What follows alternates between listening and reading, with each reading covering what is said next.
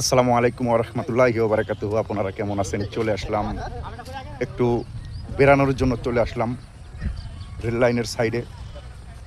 আসলে ভাই, স্বপ্ন সবার আছে, স্বপ্ন কিছু পূরণ করার লক্ষ্যে কিন্তু আপনাকে যাইতে হবে এবং চলাচল করতে হবে। ভাই, আপনার এই ব্যাপারে কোনো রকম কিছু কথাবার্তা আছে কিনা একটু বলেন।